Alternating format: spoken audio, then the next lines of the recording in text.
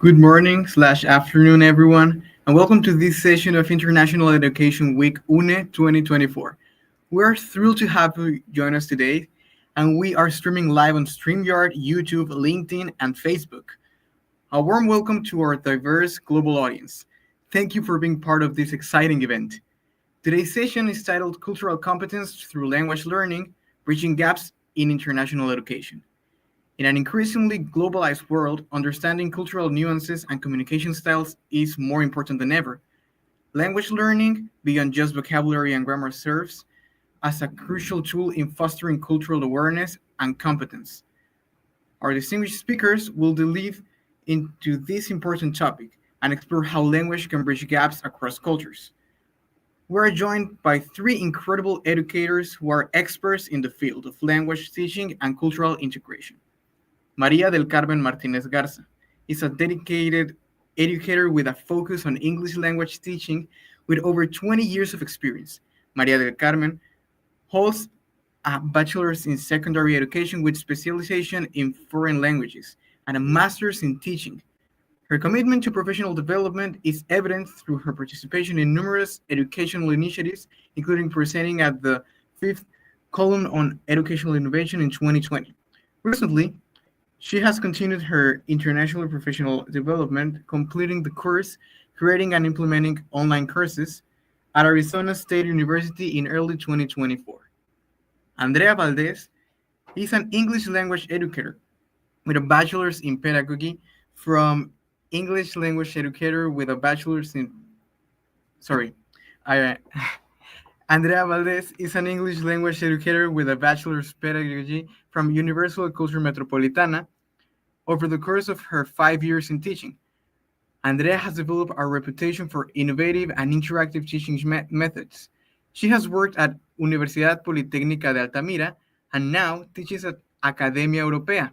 Andrea is passionate about fostering international perspectives in education, and her certifications in TKT models, TOEFL, and IELTS, along with her expertise in platforms like Nearpod and Kahoot, enhance the learning experience from her students. Saul Moreno Santos Mares is an expert in English, French, and Italian teaching, as well as translation and interpretation, with a master's in bilingual education and over 25 years of experience in education and professional translation. Saul has worked with prestigious institutions and international companies. His expertise spans both language and instruction and translation for the legal and editorial sectors. Saul's strong commitment to internationalization and innovation educational innovation has led him to continually update his qualifications, including certification from Cambridge, Alliance Francaise, Dante Alighieri, and Goethe Institute. Each of our speakers brings a wealth of knowledge and experience that will help us explore how language learning can enhance our cultural competence and create global connections. As we begin, I encourage you to engage in the conversations through social media using the hashtag IEW UNE 2024 and hashtag UNE tu Potencial. We look forward to hearing your thoughts and reflections throughout the session. And now, without further delay, I'm pleased to yield the floor to our esteemed speakers to lead today's discussion. Saul, Maria del Carmen, and Andrea, the stage is yours.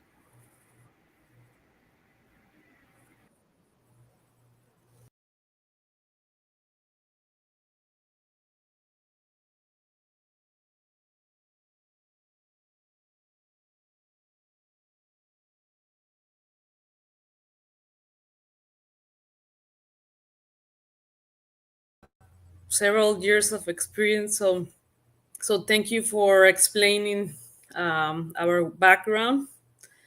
Um, in my case, I'm gonna talk about the American academic culture. Um, so I can visualize now my presentation. It is navigating the U.S. higher education system. This is a quite interesting topic because even though when you study abroad, in my case it was online. I was studying online in a university.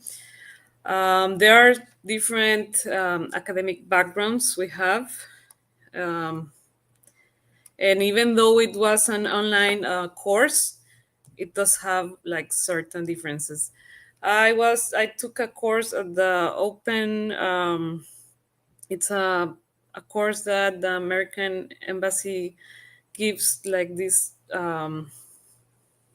courses you have, like, for teachers, and you have to have certain, they ask for certain requirements.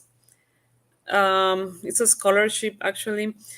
So I had like the fortune to be able to participate in that. There are also other associations like the American English or the Regional English Language Office. And the university I was enrolled was in the Arizona State University, which I took the course of creating and implementing online courses. It was a 64-hour online teacher training course. And well, as you can see on the screen, it was during the winter season that I took it on January 9th of this year, and it ended on March 4th of this current year. And well, I want to share with you several experiences I had with this learning and teaching process. Okay, so the aim over here is to create a thought-provoking experience. I'm gonna talk about two like perspectives. One, the first one is for me to share, to be able to share with you my experience of how is to take online course, working with another university in another country, in this case from the United States, and also a reflection of the education practice, because there are things that I'm going to talk about that we can reflect and we can think about in our own teaching environments. So, what is an American academic culture? Well, the definition talks about share values, beliefs, and behaviors with a specific academic community. In this case, it was a community from all over the world, different countries, different backgrounds, and it was through the online platform that it was Canva that we all work together. How it differs from other cultures, the individual responsibility. Students are expected to take change of their language, manage deadlines, and actively engage in their academic process. Emphasizes place on analyzing information, questioning assumptions, and considering multiple perspectives. And the last point is to talk about original thought. Okay, I'm just gonna talk about almost by the end about that point that has to do with American academic culture highly values creativity and innovation, encouraging students to develop unique point of views and contribute with new ideas to discuss. Um, from there, we have this other focus that is the learn center classrooms. So basically, is the if from the accommodation physically from a classroom, in this case it was virtually, but a learn center classroom is that students create their own or they have the pace of the learning process, and the teacher is the one handing out like the information, but students are the ones that create this space. It says even online courses can encourage critical thinking and collaboration between learners by utilizing online discussions, analyzing material, peer review of tasks, and creation of teaching materials. Okay, so students are the ones that are the focus point, instead of the teacher being the one of talking about and just giving out the information. Students are the ones that build their own schemes, mental schemes, and create the pace of the learning process. So we have a chart over here. Um, we are comparing teacher-centered, that is very like the traditional format, with the learn-centered. We have different points from the knowledge that is passed from the teacher to the students, that the learn-centered process is constructed by the students through critical thinking. That was the point I was talking about. The instructor role, students uh, engage in discussions, uh, facilitate discussions as the instructor role, and students actively participate in discussions. So, types of activities: a lot of discussions, group projects, working in teams, working in pairs, um, writing down their own ideas, their own thoughts, and then explaining to them, and so on. So, in the online format, it was very like almost the same as I just described, but in a digital format through the platform. We talk about the topics we were learning, but in groups, in forums, in through questionnaires, through quizzes, and we also try to give opinions and other perspectives among us, among our like the classmates, and we interact like that digitally. Okay, so they talk about also about the diversity and inclusion in the classroom. So, what is diversity? Is the inclusion of different identities in a group. Okay, so every person has many unique characteristics based on identities such as race, ethnicity, culture, sexual orientation, and age, and socioeconomic status, physical or intellectual ability, religion, and so on, political and beliefs. So you want to include that into your lessons, into your classes.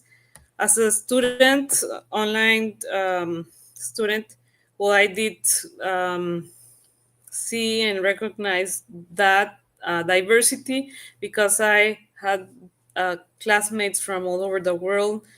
They talked about their teaching experiences in their own countries, so that was very present in my course that I took.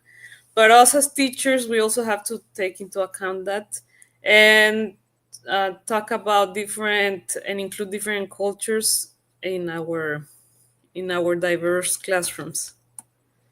Okay, so unfortunately, people are often treated differently because of their identities.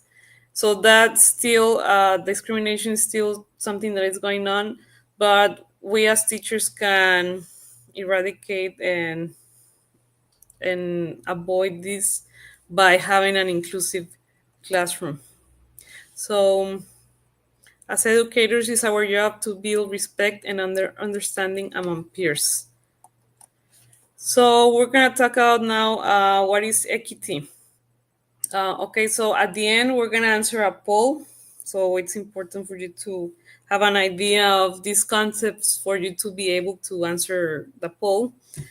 Um, Equity is a process of giving each individual what they need to be successful. I really like this concept because I think it's even more fair than like just to be equal. Equity is all the needs each of the students you have in your classroom. You're gonna take care of those needs and not just give everything the same to all of them. It's like more specific, so I feel it's more fair in that sense. Okay, so the example we can see over here in the slide, that is about these children looking on through the like on over this fence.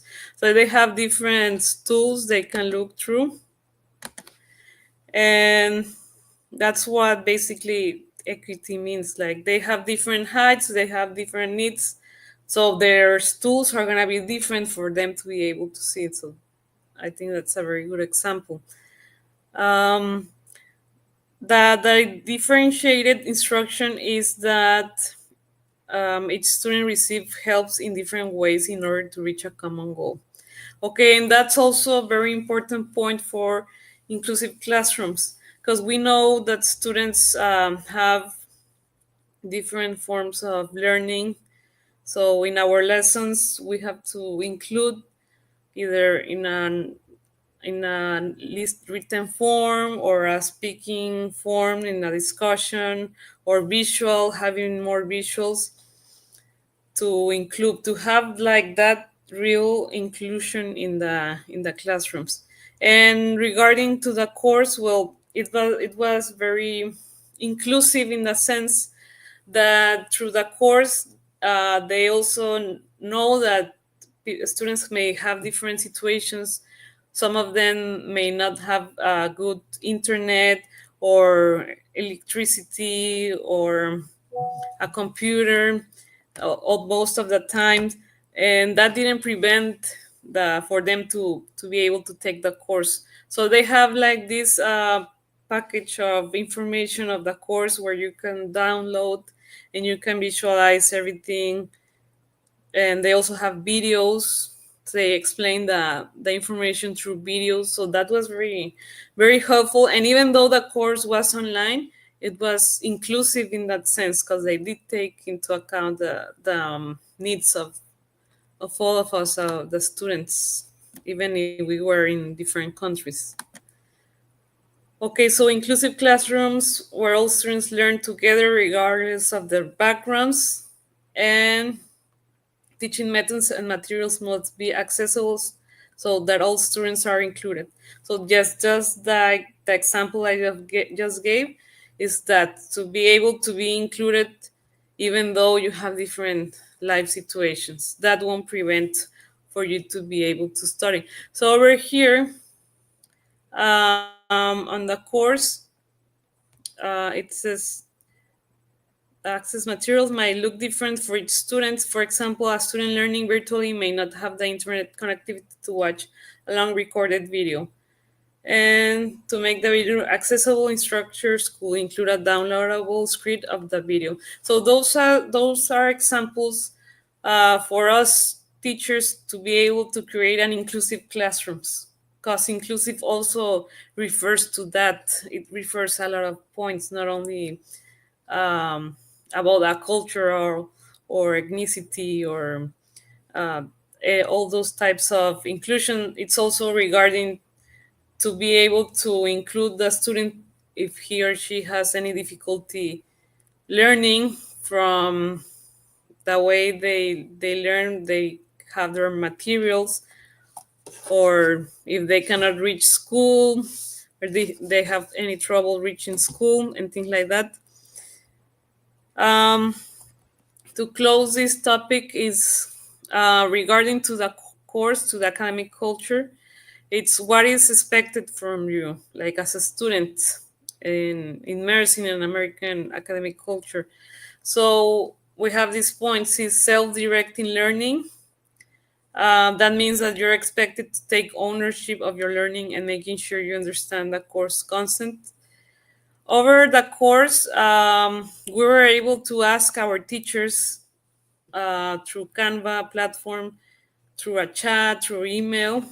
We anything we needed, we could address with them, and it was very easy. I didn't feel that it was hard to communicate, or if I had any questions, they answered me, and they were always trying to solve all my doubts. So they only told us, well, if you have a question, it's very likely that I'm gonna answer on X time because of the time zones. But different from that, or otherwise from that, it was very easy to be able to communicate and solve the doubts over the course with the teachers. They also mention about communicate openly, think critically, manage your time. Manage your time is a key point when you're talking about taking an online course, any type of online course. because you have deadlines, because there are time zones, and if you submit the work in a different time zone, well, it may be marked as late.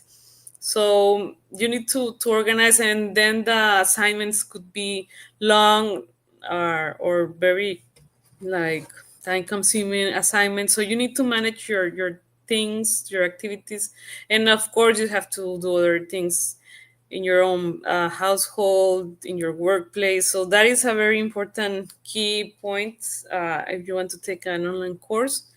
We have the communication, responding to instructor feedback, and academic honestly. I'm just gonna talk about this like very specific point. They talk about plagiarism.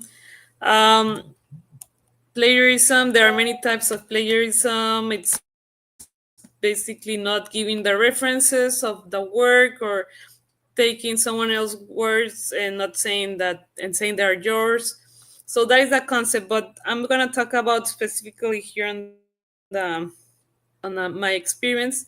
And well, as you can see, is the instructions they gave us about regarding that. So they told us how they manage these situations, and they can give the reports, a first, a second, third report. And well, it didn't happen. I didn't like hear anyone having that situation. I didn't have that situation either. But that is also important to take into account, because even though you don't know about the specifications of plagiarism, it's gonna be like something that you're gonna be judged on, or you're gonna be supervised on that point. So it's important for you to take that into account as well when taking an online course in the American academic culture. Okay, so to close, as a closing activity, you can log in here in the poll, and I'm gonna be showing the results. Okay, I'm gonna give some minutes for people to log into the poll.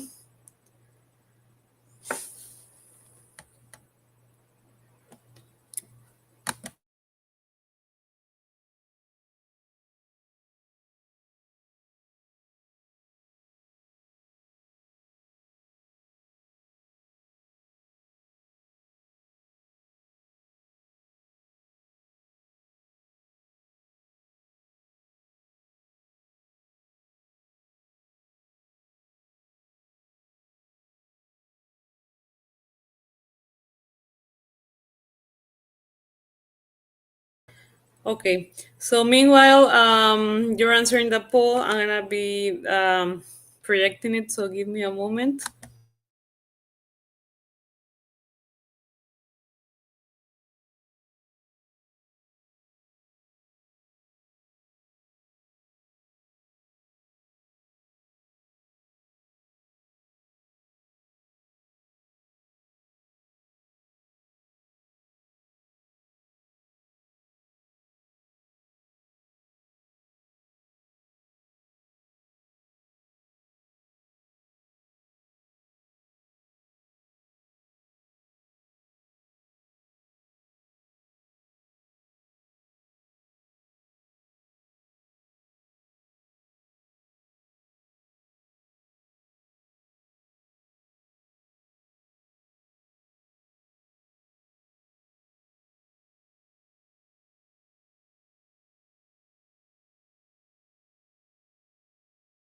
So what are we going to encounter into the poll?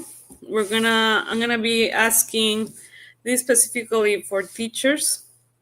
I'm gonna be asking, well, everyone can answer, but these are more teacher-oriented questions that have to do with the accommodations of classrooms, if classrooms are um, inclusive or not, what are their thoughts on that.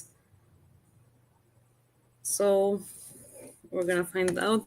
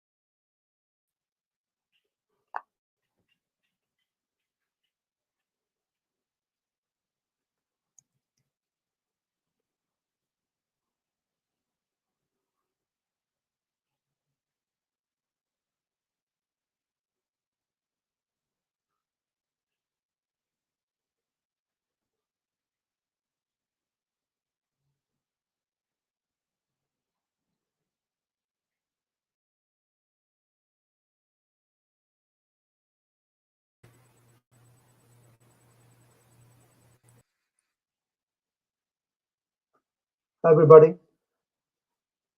and welcome to our talk today. Cultural competence through language learning is our topic.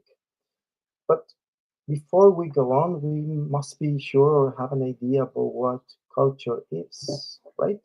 In essence, culture is the way of life of a group of people and how it changes their perception of the world, how they interact with one another, and solve problems. It is dynamic and evolves over time through interaction, adaptation, and innovation. When we think about culture, we think about all the aspects in a culture and how they affect or help us to learn a language. In my experience, I guess that uh, culture is one of the most important things while learning a language. When we have a course trying to learn a language, we must learn some aspects about the way people live, talk, and use language um, with their culture every day. And in my experience, is it has been quite entertaining for students and important for students to know how people live the language and how it changes every time. Culture is a broad term that encompasses the shared beliefs, values, customs, behaviors, and artifacts that characterize a group of people or society. It shapes how individuals interact with each other and the environment, and it is passed down from generation to generation, and it changes every time. With every generation, it changes because my generation is not does my generation doesn't use the same expressions that the new generations use nowadays, and like that it happens that way every time. For instance, I remember the first time I heard the expression funar in Spanish. It was shocking because I actually didn't understand the expression, which is quite popular now with young people.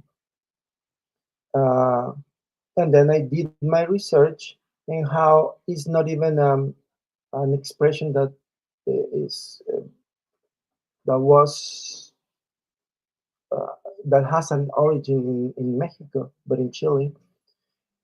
And because of the internet and the way young people use it, became really, really popular. In my case, because I talk to young people almost every day, I got familiar to the expression. But for people in my generation, it's sometimes difficult to understand what or the word funar means or how they use it, how young people use it nowadays. And that's the interesting part about learning and learning the way languages change and evolve every time. Culture can be understood through various aspects. For instance, one of them could be social norms and values, shared ideas, shared ideas about what is considered right or wrong, acceptable or non-acceptable in society, and the way we behave every day. The way we behave in Mexico is quite different from the way they behave in some other countries. What we find um, normal is not that normal in some other countries. And that is one very important aspect that we must consider when we are trying to learn a language. We need to know the use of some words that we think they might be correct because we find them in a dictionary. But if we don't know that that word is not used the way the dictionary says nowadays, you can be in real trouble. Some other aspect can be practices and traditions, rituals, customs, celebrations, and everyday practices that define a group's way of life. And we try to teach those kind of things, or at least to talk about those topics and doing some activities may be helpful in the classroom while learning a language. Nowadays, nowadays it's quite common to have these celebration celebrations which are not, or holidays which are not quite Mexican. Like, I guess that one of the most popular ones is Halloween, and we wear the costumes, and we we ask trick or treat, and we do that kind of things or activities in order to understand a part of culture, or how important is that celebration in other country or other countries. And the way you learn some basic vocabulary like trick or treat, you will understand the way it goes, culture regarding that aspect. Some other could be material culture, which is physical objects or artifacts such as tools, clothing, art, and architecture that reflect, sorry, all of them, a society's cultural identity. And some cultures, they have quite specific aspects about the way they appreciate art, the way they dress, the way they, and how that how culture affects uh, the way they talk about the clothes or architecture or even books or stories. And we have, of course, art and expression, which is creative forms like music, dance, theater, and literature that convey cultural meaning. Um, Art and expression is quite important in a classroom, I guess, because what we learn about vocabulary and grammar, we use it when we listen to music, for instance, is one of the most popular ways to practice a language, because we start to understand what the song is about, or, or we start to understand the meaning of a song, or what the singer is trying to express. And it is a very practical way to improve the way we speak or the way we understand, to get new vocabulary, to practice or improve our pronunciation. And in a classroom is really important. It's a very important practice. Reading, of course, is something really important. If we start reading some articles or small papers, um, we can analyze the structure that we have learned in class, or we can practice what we have learned in class. And of course, the one that is really, really important for us today is language, which is the primary mode of communication, including spoken and written forms, as well as symbols. What we start using when we learn a language is words. We start learning a few words at the beginning, and then we start to connect the ideas and the way they work together and the way they express complete ideas. And then we start to improve the way we express while writing or speaking. Most of us, when we start learning a language, we are afraid to speak because we think that we don't know enough. But um, sometimes that is one of the most common mistakes in a classroom. A language is to speak. We use it to speak and to express our ideas. So it is quite necessary, even though we don't have that much vocabulary or that much grammar, to analyze the way we actually learn our own language. When we are kids, when we were little kids and babies, we were not taught uh, the language. We just started to use and understand the use of words without actually understanding that we are learning to communicate. And that is a beautiful part about language, the way we analyze. And so we have that same process when we learn a language. Of course, when we are older, we understand more ideas and then we connect all those aspects we learn in a classroom or we learn with a program or in a computer. And culture is always part of it. And culture and language are deeply interconnected, and cultural significant and culture influences the way language is used, developed, and interpreted. For example, if we talk about the way it shapes vocabulary, different cultures, sorry, emphasize certain concepts more than others, and it is reflected in their language. For instance, if we think about a quite common word in Spanish, which is trastes, and we think that that is the right way to say it, but then we read or we check some in some books or articles, or someone says trastos, which is another way to express it, and actually uh, the best way or the correct way to say it.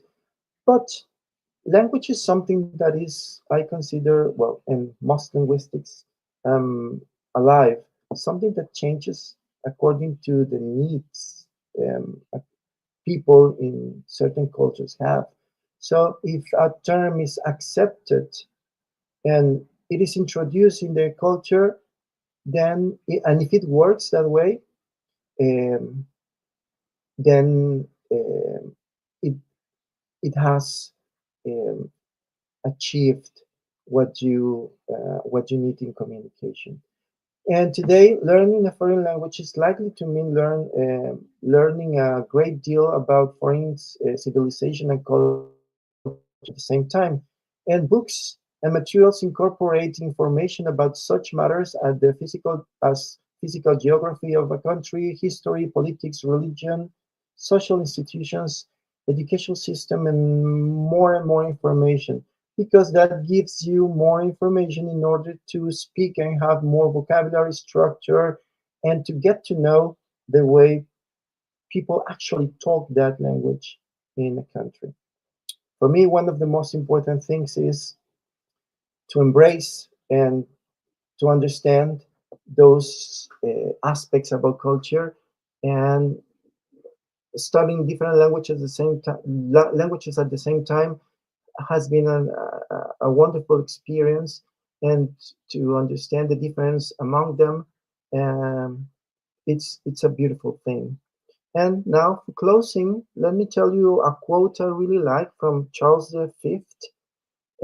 He used to say, "I speak Spanish to God, Italian to women, French to men, and German to my horse." Think about it, and we we can have some questions at the end about that. Thank you very much, everybody. All right. Hello, everyone. Can you hear me well?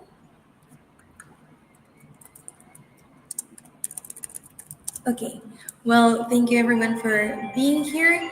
And okay, let me, yes, my slides. Thank you, everyone, for being here, for like just coming to our talk, and thank you to my wonderful partners before.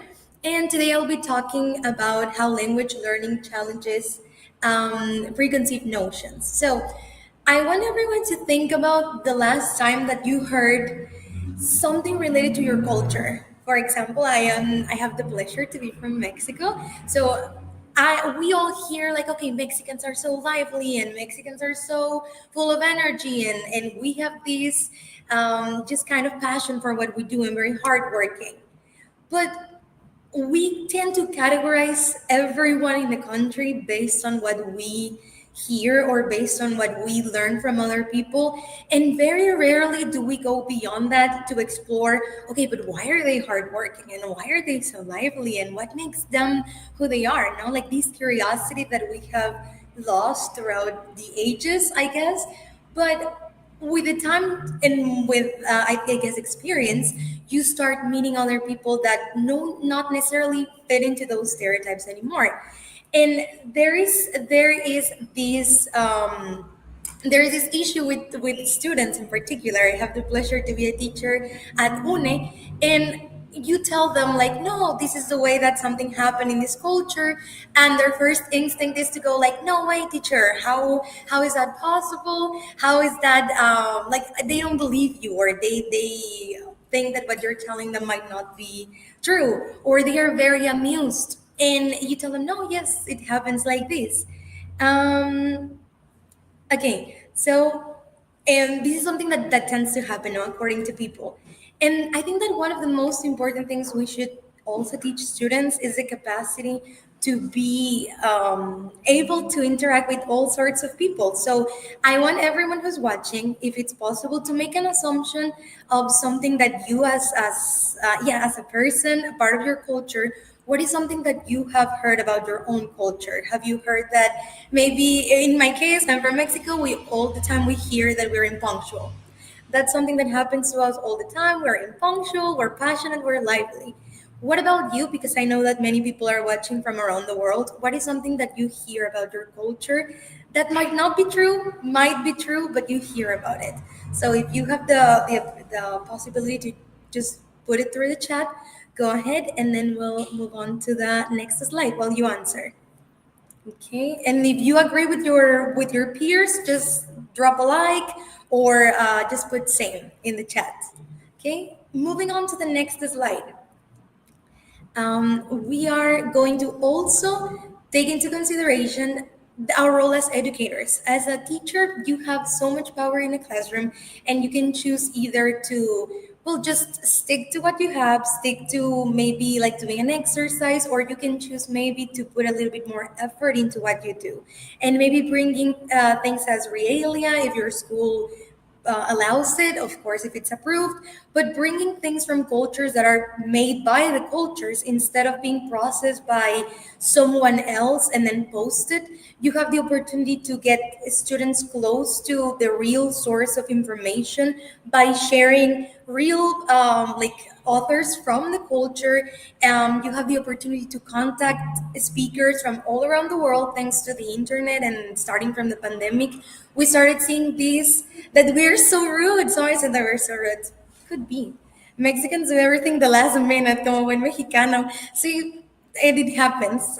Thank you, Mariela. Okay, these are some really good comments, and I hope that other people from different cultures get to experience this. And you, as a teacher, have the opportunity to be the bridge between what you think you know and what you really know. I think that's something important. And as a teacher, you have the opportunity to get students close to something they are interested in. Because if you deal with teenagers or with children, they will never start with something unless they're truly interested in it. So you truly have to push them to love what you are seeing, and to find something like their anchor so that they can get progressively more interested in it. I think our role as educators is to pick their interest in whatever they're doing. In the next slide, I compiled 4 tips that I have. Even if you are not in front of a classroom at the moment, but if you are working with people, if you have children, I think this will be very beneficial because I put 4 things. If you really want to get them to to explore more things, there is always internet. I think internet is the most wonderful tool in the world. And we have Nearpod. This is a free tool that allows you to create virtual reality spaces. Perhaps you can choose the setting that you want to talk to them about.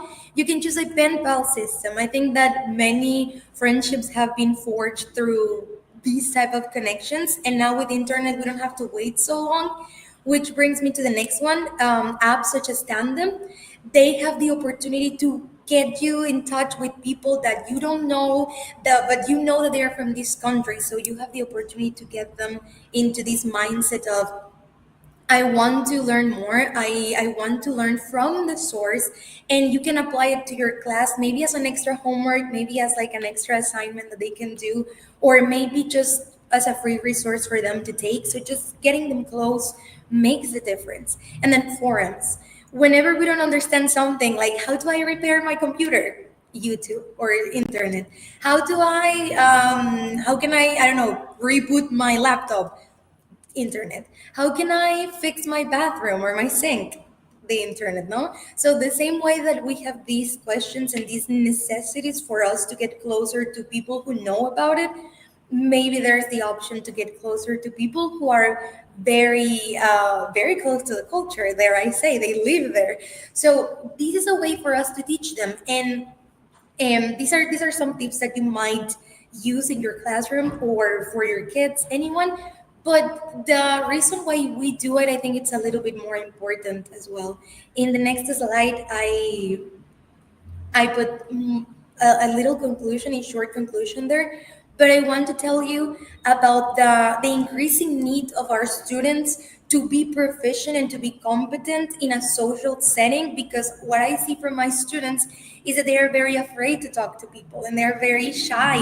And on top of that, not knowing the way that they can approach other people from other cultures puts them on a strain, since some of them are like business majors, some of them have to talk to people, and the lack of knowledge can be really hindering for their careers, since they are losing potential clients, potential, I don't know, connections from networking. So if you get their interest set on looking at different cultures around them, you also widen their scope and their perspective on wanting to reach out to other cultures, feeling empowered, and that feeling of shyness and anxiety just gets reduced. So it's something that we should get them in their mind. Not, my students sometimes say like, hey teacher, why should I learn English if I'm in Mexico and I'm going to live in Mexico my whole life?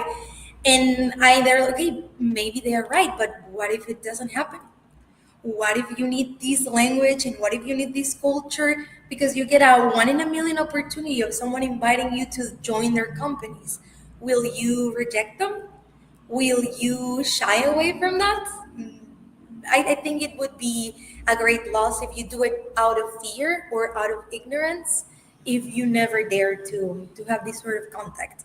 So this is my proposal for you to start, maybe getting people or getting friends from all over the world, get them to interact with you, and then share something with them. So I encourage you people, like you, attendants to this wonderful conference, reach out to someone in the chat.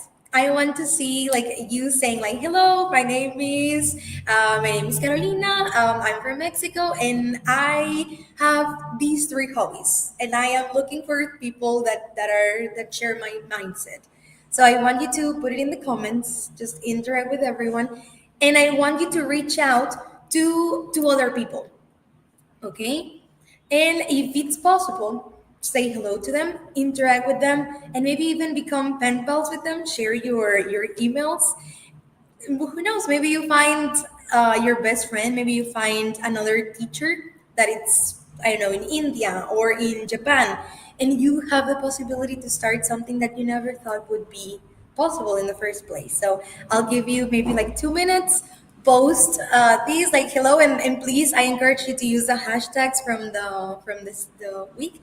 We have IEW UNE 2024, and then hashtag une tu potencial. So hashtag, use the hashtags, and then find two people that you want to talk to. I'll give you 2 minutes. Okay. And okay, so is it ready? Reach out and reach out to other people. All right.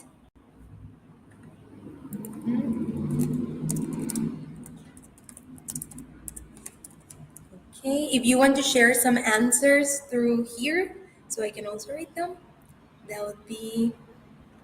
Hello, I am Saul and I love reading, doing yoga, and walking. Here we go. We have teacher Saul, very mindful, very fit. Who else? Okay, well, if you would like to continue with this, and we'll also, the rest of the teachers join you. Okay. Yeah, thank you so much, Andrea, Maria del Carmen, and Saul, for that engaging and enlightening discussion on the crucial role of language in fostering cultural competence. Your insights into how language learning goes beyond just grammar and vocabulary to become rich for understanding cultural nuances are truly inspiring. Now, we'd love to hear from you. our audience. If you're joining us via StreamYard, YouTube, LinkedIn, or Facebook, please feel free to submit your questions in the chat, and we will do our best to answer as many as we can. As we gather some of your questions, remember to keep the conversation going on social media with the hashtag IEW UNE 2024 and hashtag UNE tu Potencial. Let's make some time now to hear from our audience. Maria del Carmen, Saúl, and Andrea, are you ready to answer some questions? Yes, sure. Of course.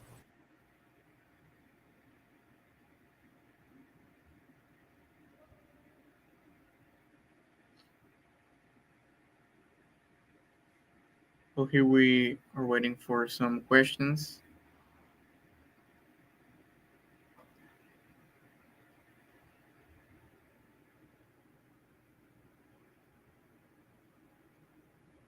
So Kim Soriano asks, how do you teach culture in your class?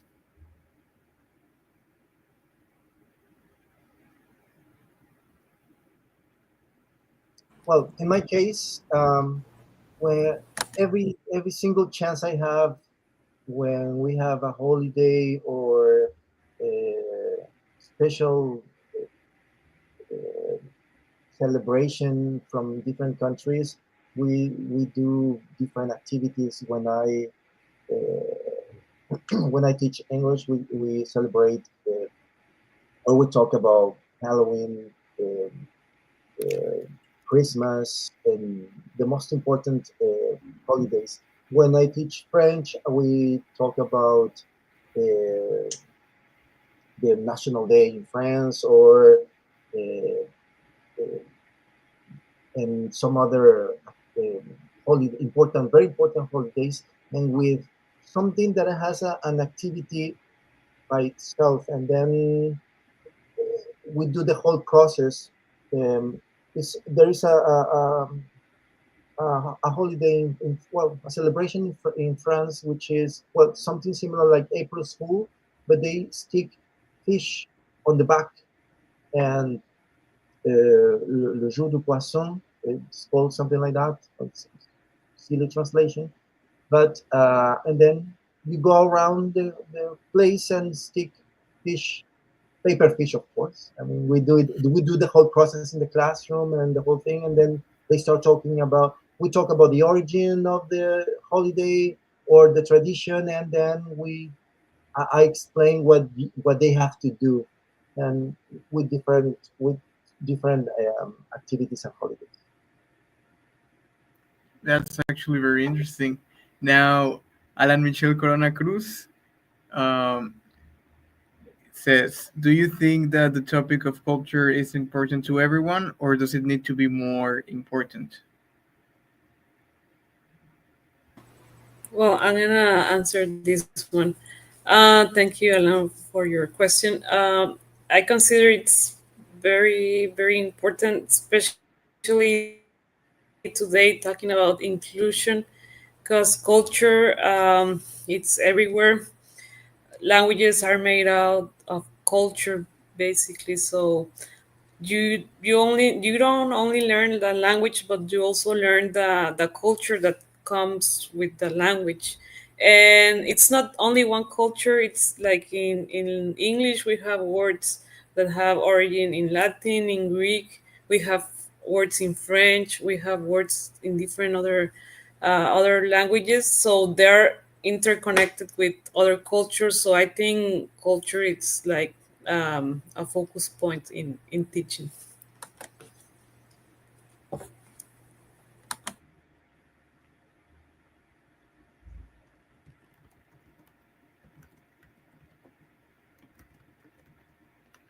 Okay. Okay, I yeah, have the results from my poll that I was trying to project. Just tell me. So I'm gonna share screen. All right. So I'm gonna share with you. These questions were answered by a group of teachers, because specifically they're teacher oriented. So let me show you the results.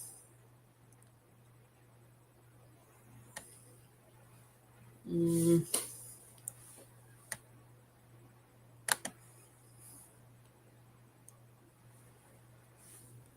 So the first question, everything has to do with the inclusion of the classroom um, and the different aspects.